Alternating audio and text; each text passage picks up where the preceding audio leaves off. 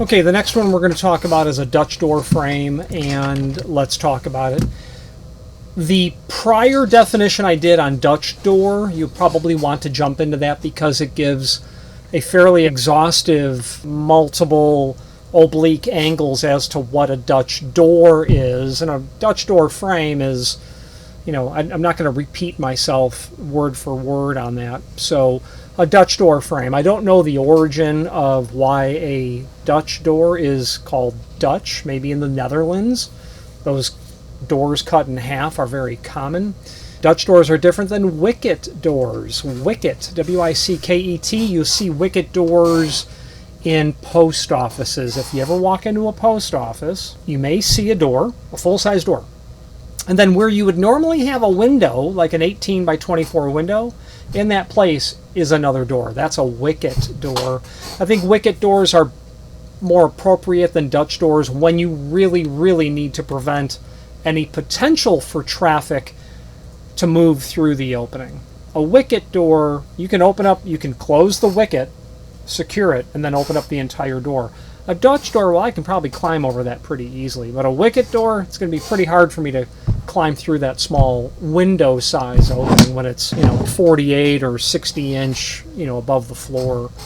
So a Dutch door frame, obviously that's a frame for a Dutch door. A Dutch door is going to be a door that's basically cut in half, even though the two leaves are not equal in terms of their height. What makes a Dutch door frame different than a standard frame is, well, your hanging device has to account for the fact that you don't technically have one leaf now in a single opening. You have two leaves. You've got the upper leaf and the lower leaf, and traditionally you'll have a hinge prep for the upper leaf and the lower leaf, and you're generally going to do two hinge preps on each leaf. I've never seen an upper leaf with more than two hinge preps. You would need an awfully tall Dutch door, because to go to 3 hinge preps on that, you'd have to have a Dutch door that would be the upper leaf up to 90 inch. So anyway, a Dutch door frame is going to be unusual in the sense that it will have most likely 4 hinge locations, or maybe none. Maybe you're using a continuous hinge, but it will have an accommodation for the hanging device. In general, that's 4 butt hinges, and their locations are going to be atypical. The top hinge is probably okay on a standard frame. The bottom hinge is probably okay on a standard frame, but those middle two, one's going to be moved down and the other's probably going to be moved up ever so slightly. The other accommodation for a Dutch door frame is the location of a strike plate.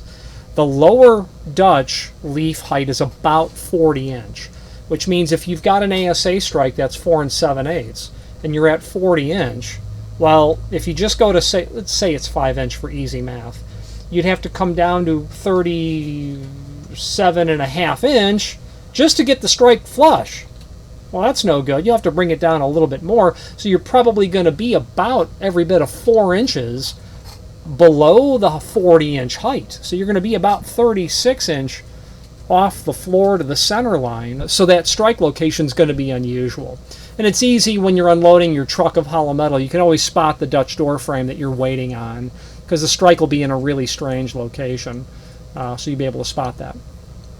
In terms of limitations on Dutch door frames, I can't really think of any that would be outside of a standard frame anyway, except that there are no such thing as fire-rated pairs of Dutch doors. That would be the only limitation that I can think of. When it comes to Dutch door frames, you do have to think about how are you securing the leaves together and how that impacts your frame, if at all. You might need reinforcement for something. You might need an additional strike prep for the upper leaf. If you had a fire-rated Dutch door, yeah, you might be latching the upper leaf and the lower leaf to the jamb itself and not to each other like you'd normally have in a Dutch door, like with a Dutch door bolt or perhaps a quadrant. Let's switch to the screen view and let's look at the definition. If you are enjoying this video, please click thumbs up or like, and also please consider subscribing to our channel. Let's move on to the rest of the video. Okay, here is our definition. Dutch door frame, a frame prepared for a Dutch door. Okay, well I don't love that as a definition because it's referring to something else where we're using the word in the definition.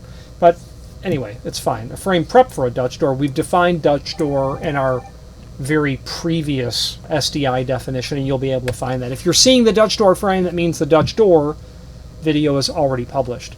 So not a lot, I think, to really add to what I've already said, except let's hop into the website. All right, let's dive into the... I've been liking the Curry's technical manual lately. Probably very little has changed on a Dutch door frame in the decades. All right, so let's do a find function for Dutch. Let's see what we come up with. Dutch doors, Dutch door shelves, Dutch doors, Dutch door, Dutch door shelf, all very interesting. I cover that in the prior video as well, as you might imagine. Okay, nothing in here about Dutch frames. Oh yeah, no there is. There we go. Yeah, good stuff, good stuff. Okay, so in general, a Dutch door frame is going to be prepped like this. Curry's, like Seco, like Republic, like Steelcraft, and every other person who's ever made or will make hollow metal frames will have standardized locations. But that doesn't mean that's where yours are. Curry's, Seco, Steelcraft, Republic, Amweld, Kawani, Fenestra, on and on. They could have put hinge locations really anywhere. So if you don't care where they are, then you'll just specify shop or manufacturer standard. But what's nice about this is A dimension and E dimension. You'll note that the E and the A are always the same. And the only thing that changes, the D is the same as well. That'll be down here, which means this is always the same, regardless if this is 70, 6870, 80, 10, doesn't matter. The B is what's always going to grow.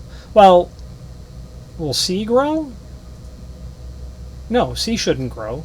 Yeah, oh, it does actually. Well, when you get to 80, it grows. Okay, that makes sense, I suppose. They move that hinge up a little bit further for whatever. Yeah, okay, I get that. So when you have an 80, which means that this upper leaf is going to be 5.5 foot tall. They're moving that other hinge up a little bit, so that probably looks more symmetrical with the top hinge. 4.5 or 5 inch hinges, pretty typical. 4.5 by 4, 4.5, 4.5, 5 by 4, 5 by 4 can be done. 5 by 4.5, 5 by 5. Maximum fire label width 3'8". Now I know that 4.0 can be done because I've done it myself, meaning I've supplied a 4.070 fire rated Dutch door. But Curry's, according to this standard from 2004, that's what was available to them then. It's probably changed. Strike prep, you can see that they have a reference here to 2 strike preps. Shelf height is 42 inch standard. I was saying 40 earlier. Okay, what's 2 inches between friends? 35 inch bottom of the jamb to the center of that lower strike prep. That can be a 4 7/8 strike. It could be a T strike, a D strike, whatever you like. A second strike prep if one was required. So really handy. Sooner or later, if you do a Dutch, you're going to need to look at this. You're going to need to know it because you're probably going to have to order a wood door for it. Any questions on how to do that, reach out. I'd be happy to help. And that's it. Let's look at... There was another company, there is another company, DCI, Hollow Metal on Demand. I've never done business with them, but I do like their technical manual a lot. Let's see if there's anything in here. Dutch frame hardware locations, Dutch door hardware locations, okay. Dutch frame, here's this, I would imagine, smaller manufacturer of material. And you'll note, their strike locations are different. And I'm going to go with their hinge locations are different as well. So this is their standard.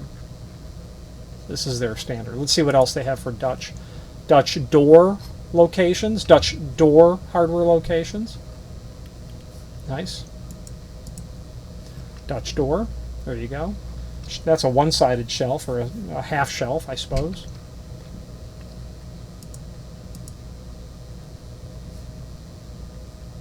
These bad boys can go up to 4010. Apparently, up to a 3-hour. That's interesting. I think Seco can only go up to 4072, maybe. Don't quote me, but I'm sure that's not up to date, but nonetheless. Once in a while, you'll deal with a need for a really large Dutch door. And in my Dutch door definition, I do have a job there that I mentioned. That's got a pretty big one. Fire-rated Dutch doors are going to require this astragal. That means the upper leaf, when it's opened, when it goes to close, it will push the lower leaf closed as well. Rated Dutch door. That's why that's there. Rated up to 3-hour, 4010, maximum opening. Dead latch is permitted in top leaf when not in a means of egress. And I doubt that a Dutch door isn't a means of egress. Deadbolt, in addition to latches, is permitted when not in a means of egress. Okay. And that's all that we have on that. So I'm going to let Dutch door frame rest at that point. The next definition is, look at us, we get to turn a page. Edge profile. Yeah, we could talk at length on these. Let's move on. Thank you for watching, and if you've enjoyed this video, please click thumbs up. Please subscribe and maybe even send the video to someone that you know. Thank you.